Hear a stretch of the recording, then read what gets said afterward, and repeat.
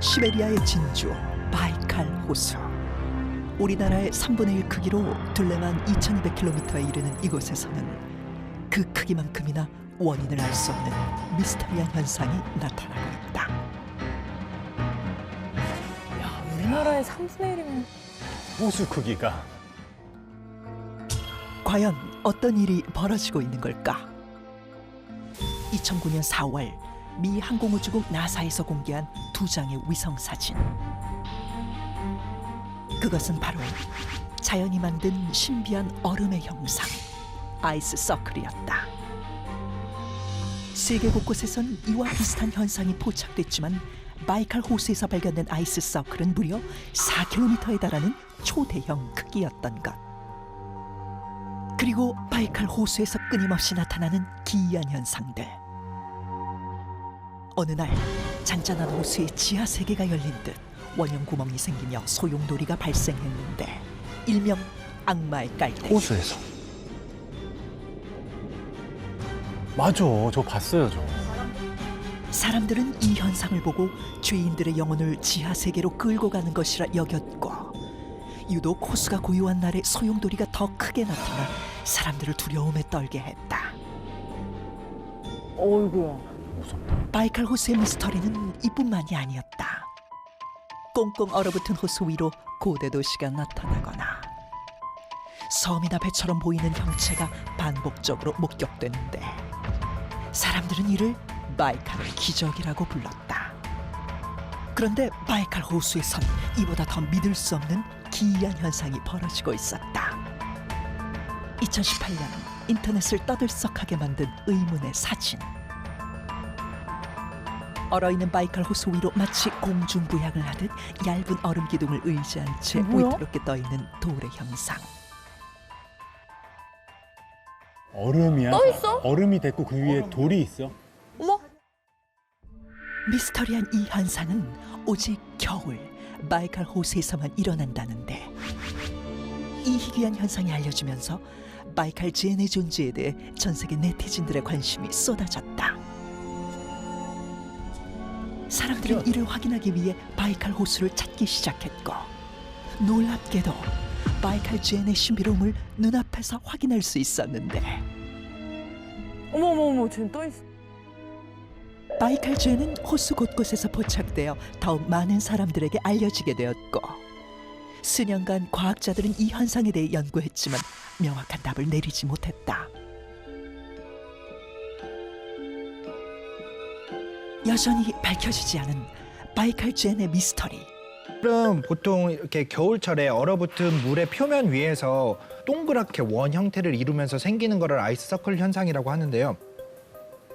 심지어 우리나라 낙동강이 흐르는 안동에서도 발견된 적이 있었습니다. 이 아이스 서클이 발견이 된 적이 있었는데 보통 아이스 서클의 크기는 한 100m 정도라고 그래요. 근데 아까 우리 보셨듯이 바이칼 호수에 생기는 4kg. 그러니까요. 4kg가 넘는다고 그래요. 보이지도 않을 정도인데 물이 흐를 때 그 흐르는 현상에 의해서 아이스 서클이 생긴다고 그러는데 저기는 잔잔한 호수잖아요.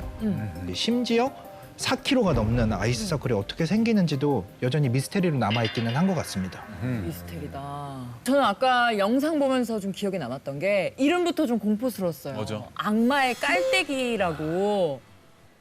이건 어떤 현상인지 궁금해요.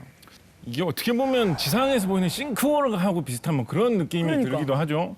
그래서 정말로 드물게 발생하는 현상이라고 하긴 합니다. 뭐 1년에 한 번, 두 번, 뭐 그 정도 발생하는 현상이라고 하는데, 이런 현상이 발생하는 원인으로는 몇 가지 가설이 있는데, 한 가지는 정말로 바닥에 어떤 집안 치마나 이런 현상으로 인해 가지고 구멍이 생겨가지고 거기로 물이 빨려 나가면서 이런 모습이 생기지 않을까.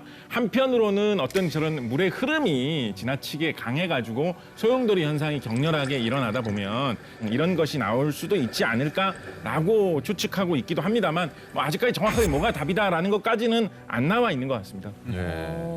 그리고 아까 또 신기했던 게 그 바이칼 호수 위에 그 수평선에 약간 고대 도시 비슷한 그런 맞아요. 그림들이 막 보였는데 그게 약간 사막에서 볼 수 있는 신기루 비슷하게 네, 보였거든요. 맞습니다. 그게 확실한 파타 모르가나 현상인 게 분명합니다. 공기층이 이렇게 쌓여 있을 때 공기층의 온도가 다르면 먼 곳에서 오는 빛이 굴절이 돼서 우리 눈에 들어올 수 있는데요. 사막에서 보는 신기루는 되게 우리가 보는 모습이 뒤집혀 보이거든요. 근데 아까 보신 이거는 아래가 오히려 차갑고 그 위 부분이 뜨거운 경우예요. 물리학 입장에서 어떻게 설명이 가능할까요? 그 물리학자 입장에서는 저는 이 가설이 가장 그 합리적이라고 생각하는데요. 제가 생각하는 바이칼전의 비밀은 바로 바람입니다.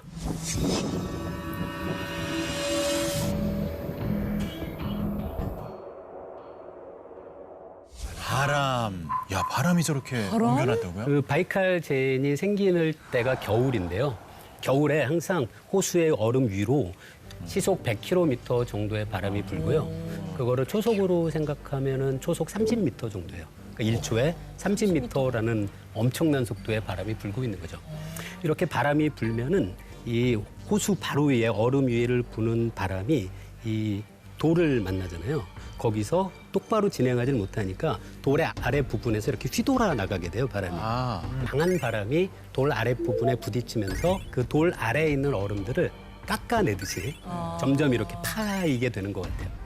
이런 거를 그 물리학에서는 승화라고 부르거든요. 승화. 보통은 많은 물질들이 고체 상태에서 기체 상태로 중간에 액체 상태를 거치지 않고 변할 수 있어요. 그리고 가장 우리가 쉽게 볼 수 있는 게 드라이 아이스 보면 맞아. 하얀색 기임 같은 게 막 나잖아요. 맞아요. 네. 이게 바로 승화거든요. 그런데 얼음은 드라이 아이스하고는 다르거든요. 우리가 살아가는 온도 압력에서는 직접 바뀌지는 못해요. 맞아요. 그 우리가 볼 수 있는 그 바람에 의한 풍화 작용과 상당히 비슷한 거죠. 어쨌든 승화라고는 할 수 있습니다. 고체 상태의 얼음이 기체 상태로 변해서 이제 점점 없어지는 거니까요. 혹시 뭐 풍화작용 좀 쉽게 설명해 주실 수 있을까요? 그 풍화작용에 가장 쉬운 예가 있어요. 대만의 예류지질공원이라는 데가 있어요.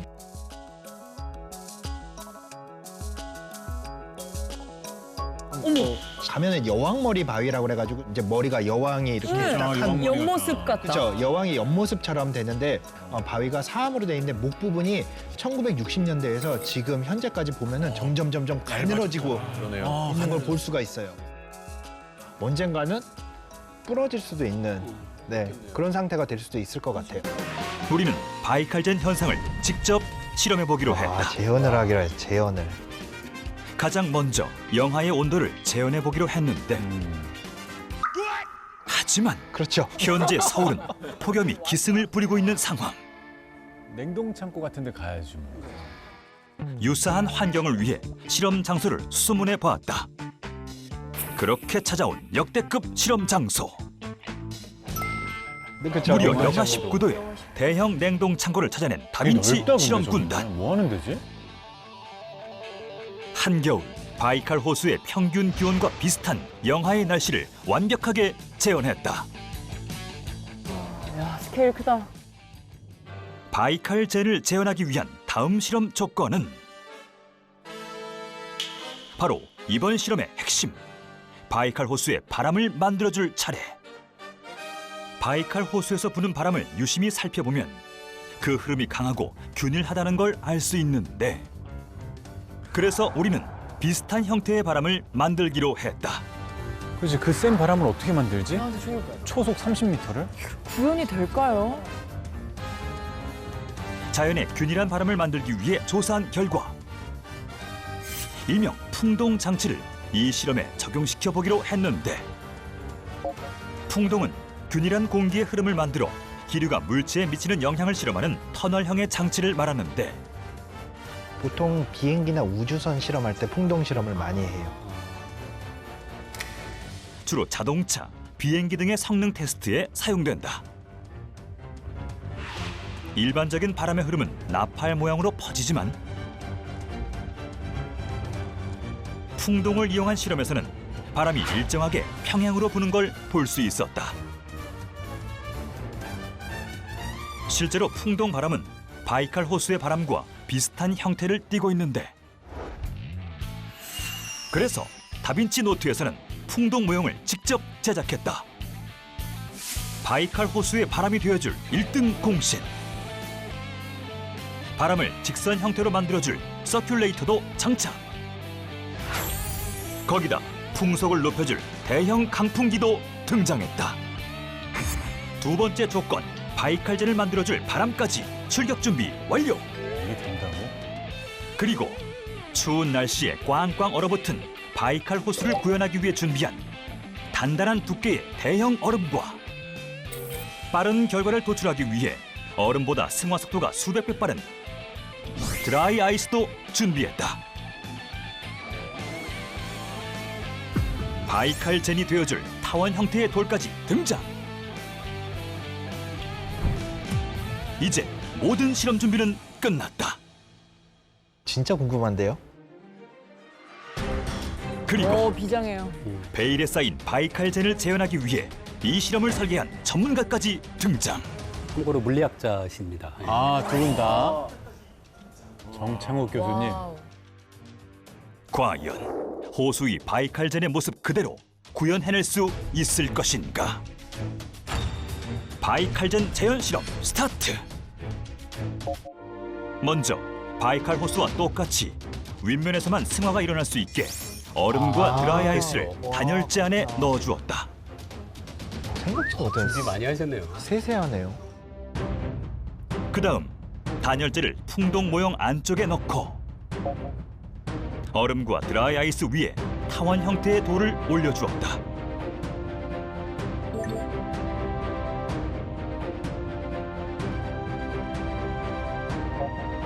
그리고 평행 상태의 균일한 바람을 만들어주기 위해 서큘레이터와 강풍기를 작동시켜 주었다.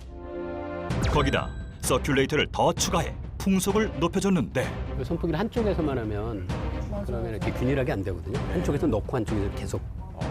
빼줘야 되겠다.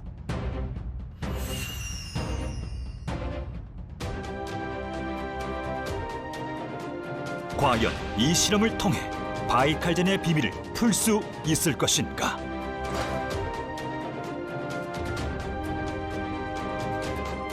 바람이 불수록 돌 주변으로 점차 변화가 일어나기 시작하고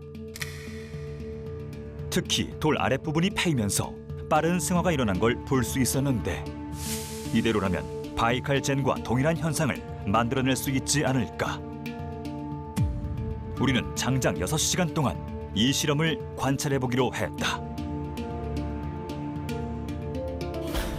계속되는 실험. 영하 19도의 추운 환경에 제작진의 몸도 꽁꽁 얼어가고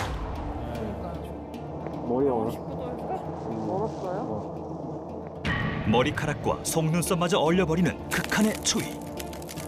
그래도 실험은 계속된다. 끝까지 포기하지 않는 다빈치 노트의 실험 정신. 영하 19도에. 시간이 지날수록 돌 밑부분이 점점 변화되는 모습을 볼 수 있었는데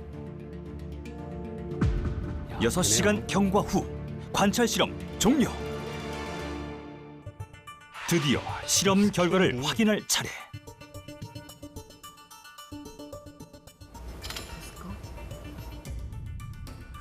과연 어떤 변화가 생겼을까?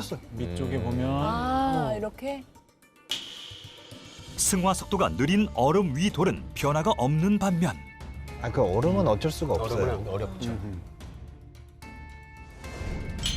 승화가 빠른 드라이 아이스는 돌 주변이 파여 있는 걸 관찰할 수 있었다. 그럼 이게 이제 시간이 오래되면 더 파일 수 있다는 거죠. 작은 기둥 보이기 가운데 그러네, 기둥이 그러네, 있어요. 그러네. 야, 그럼. 실험 전후를 비교한 결과 돌 아랫부분에 승화가 일어난 걸 확인할 수 있었다. 완벽한 형태는 아니지만 바이칼젠과 제법 비슷한 모습의 실험용 돌. 여기엔 어떤 원리가 숨어 있을까? 원리는 이렇다. 풍동에서 균일하게 부는 바람의 흐름은 돌과 정면 충돌하게 되는데 이때 바람은 곡선 형태로 돌 밑부분을 파고든다. 그 흐름을 바로 와류와 난류라 하는데 이 흐름은 소용돌이 형태로 존재하게 된다. 이런 형태의 바람을 끊임없이 받게 되면 승화 현상이 일어나고 이 과정이 반복되면서 바이칼젠의 형태로 변하게 되는 것. 바이칼젠 속에 담긴 과학적 비밀은 혹시 바람에 의한 승화가 아니었을까.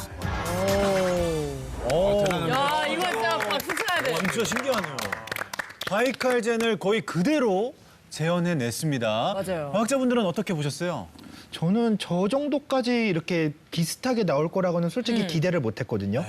저렇게 풍동 실험을 설계한 것도 대단하고 저 결과가 저희가 생각했던 거 이상으로 정말 재현을 명확하게 해낸 것 같아요. 아주 비슷했었어요. 과학자들이 이런 얘기할 땐 자기가 얘기해도 잘 안 믿을 때가 많거든요. 오늘 보니까 제가 한 얘기지만 상당히 설득력이 있습니다. 바이칼젠의 비밀에 대한 또 다른 가설 뭐 없을까요? 그 앞서 김범준 교수님께서 말씀하셨던 바람에 의한 현상과 더불어서 제가 생각하는 비밀은 바로 태양열입니다.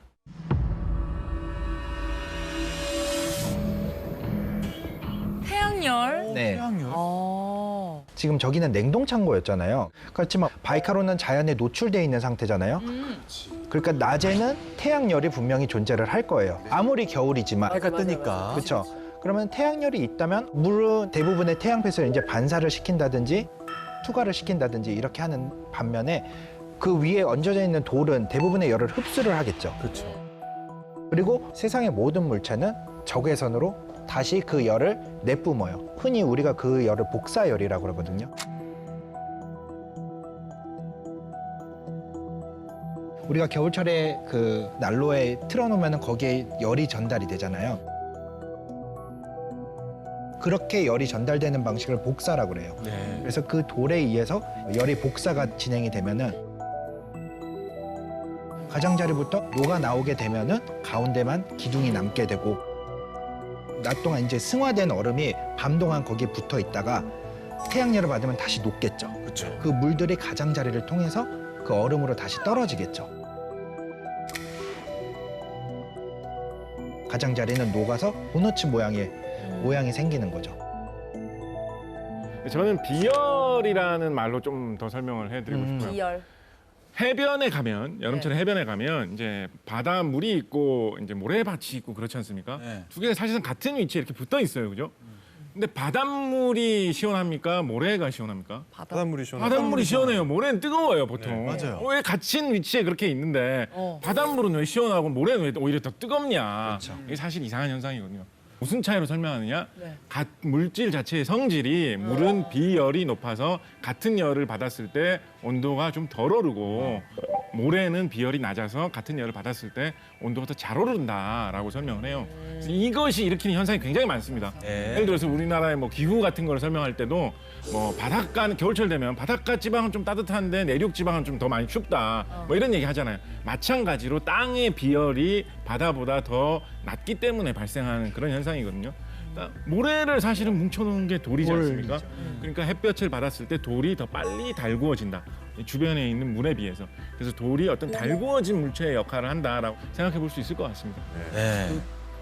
근데 그렇다고 하기에는 그 얼음 자체도 조금씩 온도가 높아질 텐데 그 가운데 기둥은 어떻게 그거를 분명히 조금씩 녹고 있을 상황인 거잖아요. 근데 어떻게 이걸 버티고 있는 거죠, 그 돌을? 쉽게 설명을 하면은 저희가 빨래 같은 거 있잖아요. 가끔 이런 경험 있지 않으세요?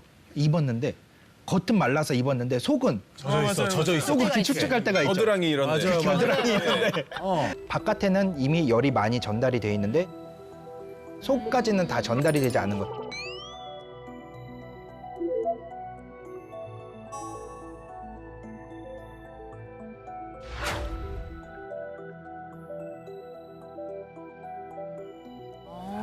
그럼 그 물기둥을 그 겨드랑이라고 생각하면 되겠네요. 얼마나.